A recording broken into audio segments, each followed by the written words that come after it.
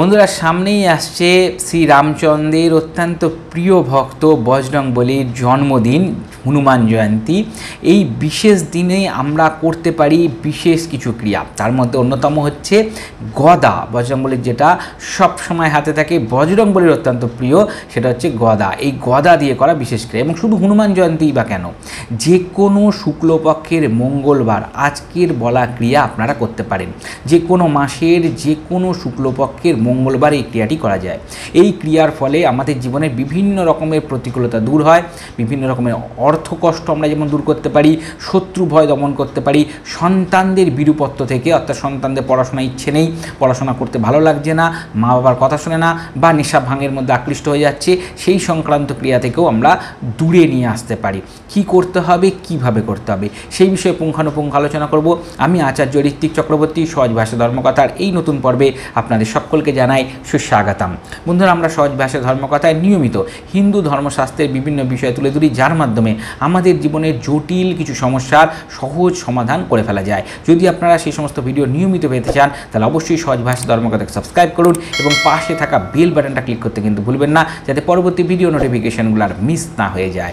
বন্ধুরা, চলে আসছি আজকের বিষয়ে, বজরংবলীর সাথে করা গদার ক্রিয়া, অর্থাৎ গদা দিয়ে কীভাবে ক্রিয়া করা যায়। বন্ধু, এখানে বলবো গদাটা প্রথমে কিসের হওয়া উচিত, বা তার আগে যদি একটুখানি দেখে নিই বজরংবলীকে গদা শাস্ত্র মতে কে দিলেন। হিন্দু ধর্মশাস্ত্রের যে সমস্ত পৌরাণিক কাহিনী আছে, তার মধ্যে অন্যতম উল্লেখযোগ্য হচ্ছে বজরংবলীর সূর্যকে গ্রাস করে নেওয়ার কাহিনী। একবার বজরংবলী সূর্যকে দেখে মনে হয়েছিল কমলা লেবু, এবং তিনি সেটাকে ঝাঁপিয়ে গেছিলেন খেতে। যখন খেতে প্রায় শুরু করে দিয়েছেন, তখন ইন্দ্র বজ্রপ্রহার করেছিলেন এবং বজরংবলীর কিন্তু তৎক্ষণাৎ অজ্ঞান হয়ে যায়। এবং সেই সময় পবনপুত্র বজরংবলীকে বলা হয়, অর্থাৎ পবনদেব বজরংবলীর মানুষ বাবা, তাহলে তিনি কিন্তু চলে এসেছিলেন এবং পবনদেব বজরংবলীকে রক্ষা করেন। এবং তখন বিভিন্ন দেবদেবী, এটা বিস্তারিত আলোচনায় যাব না, বিভিন্ন দেব দেবতারা এসে তাকে বিভিন্ন রকম জিনিস প্রদান করেছিলেন বজরংবলীকে। তার মধ্যে হচ্ছে কুবেরজি প্রদান করেছিলেন গদা। তাহলে বুঝতেই পাচ্ছেন গদার মাহাত্ম্য অত্যন্ত বেশি, বজরংবলীর হাতে সবসময় থাকে। এবং কার গদাটা? গদাটা হচ্ছে কুবেরজি, যে তিনি আমাদের দেবতাদের ধনাধ্যক্ষ, অর্থাৎ টাকা পয়সা ক্যাশ যার কাছে সুরক্ষিত থাকে। তাহলে অত্যন্ত বিশেষ দ্রব্য হচ্ছে এই গদা। এবার আমরা আমাদের জীবনে কীভাবে প্রয়োগ করব? প্রথম কথা হচ্ছে, এই গদা আমাদের আগে বিভিন্ন রকমের গদা পাওয়া যায়, তার মধ্যে থেকে কোনটা লাগবে সেটা বুঝে নিতে হবে। যদি আমাদের আর্থিক কষ্টের জন্য আমরা করি, বিভিন্ন রকম আর্থিক সমস্যা আছে, চাকরি বাকরি ব্যবসা ইত্যাদির জন্য, তাহলে আমাদের চয়েস করতে হবে রূপোর গদা।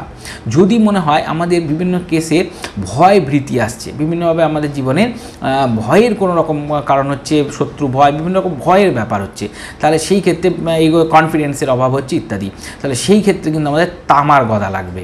আর বন্ধুরা, যদি আমাদের কোনো বিশেষ কিছু ক্রিয়া করতে হয়, যে বিশেষ কোনো রকম সাধনা করব, তাহলে আমাদের লাগবে বিভিন্ন রকম যে 3 ধাতু বা অষ্টধাতুর দিয়ে তৈরি গদা, সেটা করা যায়, সেটা অত্যন্ত স্পেশাল কেসে করা হয়। এছাড়া সোনার গদা ব্যবহার করে অনেকে, সোনার গদা দিয়েও কিন্তু বৃহস্পতি, অর্থাৎ টাকা পয়সা অর্থের দিকটাকে সুরক্ষিত করা যায় এবং এটাকে বৃদ্ধি করা যায়। যারা সোনার গদা পরছেন তাদেরও অত্যন্ত শুভ সোনার গদা পরা। তাহলে আমরা কী কী গদা পরতে পারি?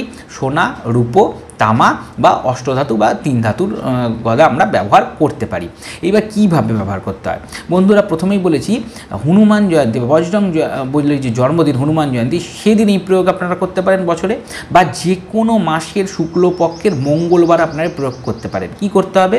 গদাটা কিনে নিলেন, আপনার পছন্দ মতো কিনে নিয়ে গঙ্গা জল দিয়ে ভালো করে ধুয়ে নিলেন, এবং সেটাকে নিয়ে কোনো বজরংবলীর মন্দিরে গিয়ে তার কাঁধে, বাম কাঁধে আপনারা ছুঁয়ে নিয়ে চলে আসবেন। ছুঁয়ে নিয়ে চলে আসলেন, এবং যদি ঠাকুরমশাই ছুঁতে না চায়, তাহলে একটু কাঁধের থেকে সিঁদুর দিতে বলবেন, সেই সিঁদুর একটুখানি লাগিয়ে দেবেন।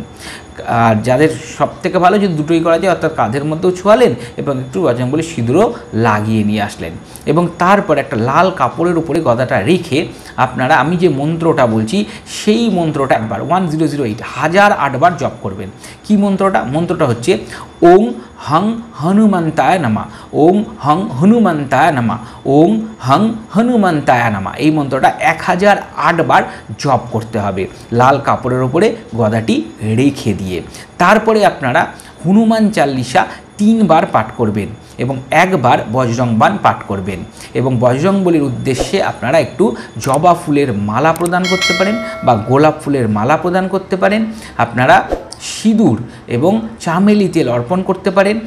তারপরে আপনারা ওটাকে নিয়ে বাড়িতে চলে আসবেন, যদি মন্দিরে করেন। আর বাড়িতে প্রয়োগ করলে বাড়িতেও এগুলো আপনারা করতে পারেন, ভক্তি ভরে বাড়িতেও প্রয়োগ করা যায়। বন্ধুরা, এরপরে কি করবেন, এই গদাটা আপনারা গলাতে ধারণ করতে পারেন, কণ্ঠে ধারণ করতে পারেন। লাল সুতো দিয়ে ধারণ করতে পারেন, রূপোর চেন দিয়ে ধারণ করতে পারেন, সোনার চেন দিয়েও ধারণ করতে পারেন। তবে ধারণ করতে গেলে কিছু বিশেষ নিয়ম মানতে হবে, সেই নিয়ম না মেনে কিন্তু ধারণ করা যাবে না। আপনাদের ধারণ করতে গেলে নিরামিষ আহার গ্রহণ করতে হবে এবং রাত্রেবেলা গদাটা কিন্তু গলা থেকে খুলে তারপরে শুতে যেতে হবে। আর নেশা ভাঙ কোনো কিছু কিন্তু করা যাবে না যতক্ষণ গদাটা আপনাদের গলায় থাকবে। আপনারা এইভাবে নিজেদেরকে সুরক্ষিত করতে পারেন এবং গ্রহদোষ থেকে নিজেদেরকে বাঁচিয়ে নিতে পারেন। কিন্তু যারা গদাটা ধারণ করতে পারবেন না, সক্ষম না, তাদের জন্য কি করতে হবে, তারা ওই যে লাল কাপড়ের মধ্যে বললাম আমি, সেই লাল কাপড়ের মধ্যেই গদাটি রেখে লাল সুতো দিয়ে ভালো করে বেঁধে ওটা নিয়ে গিয়ে আপনাদের বাড়ির ঠাকুর যেখানে পুজো করেন সেখানে রাখতে পারেন। যদি দোকানে হয় তাহলে ক্যাশ বাস্কের কাছে রাখুন, বাড়িতে আলমারিতেও তুলে রাখতে পারেন। এর ফলেও কিন্তু আপনাদের এই গদার প্রভাবে ওই বাস্তু থেকে কিন্তু সমস্ত নেগেটিভিটি দূরে যাবে এবং বাস্তুর মধ্যে একটা পজিটিভিটি আসবে। বাস্তুর মধ্যে যারা থাকবেন তাদের ভয় তো থাকবেই না, যে কোনো বিষয় থেকে যে সমস্ত ভয় ছিল, শত্রু ভয়, রোগের ভয়, সেগুলো কাটবে এবং তার সাথে সাথে আর্থিক সুখ সমৃদ্ধি লাভ হবে। শত্রুরাও কোনো ক্ষতি করতে পারবে না। অত্যন্ত শুভত্ব নিয়ে আসতে পারে বজরং বলির এই গদা। কিন্তু অবশ্যই যেভাবে বললাম প্রয়োগটা ঠিক সেইভাবে করার চেষ্টা করবেন। জপ এবং মন্ত্রপাঠ এবং বজরংবলী হনুমান চালিসা পাঠ অবশ্যই কিন্তু এর সাথে করে গদাটিকে আগে জাগ্রত করে নিতে হবে এবং তারপরে গদাটিকে প্রয়োগে নিয়ে আসতে হবে। অত্যন্ত সহজভাবে বলার চেষ্টা করলাম, আশা করি আপনাদের বুঝতে কোনো সমস্যা হয়নি। যদি আপনাদের গদার এই বিশেষ প্রয়োগ ভালো লেগে থাকে তাহলে অবশ্যই একটা লাইক দিয়ে আমাকে উৎসাহিত করুন। আর সহজ ভাষা ধর্মকথায় এরকম আরও পর্ব পেতে সহজ ভাষা ধর্মকথাকে সাবস্ক্রাইব করে পাশে থাকা বেল বাটনটা ক্লিক করতে কিন্তু ভুলবেন না, যাতে পরবর্তী ভিডিও নোটিফিকেশানগুলো আর মিস না হয়ে যায়। আর বন্ধুরা, আমার একটা ফেসবুক পেজ আছে সহজ ভাষা ধর্মকথা, ওখানে একটা লাইক দিয়ে রাখুন। হিন্দু ধর্মশাস্ত্রের বিভিন্ন বিষয়, মন্ত্রতন্ত্র ওখানে নিয়মিত আলোচনা হয়ে থাকে। সকলে ভালো থাকবেন, সুস্থ থাকবেন, দেখা হবে পরবর্তী পর্বে। জয় শ্রীরাম।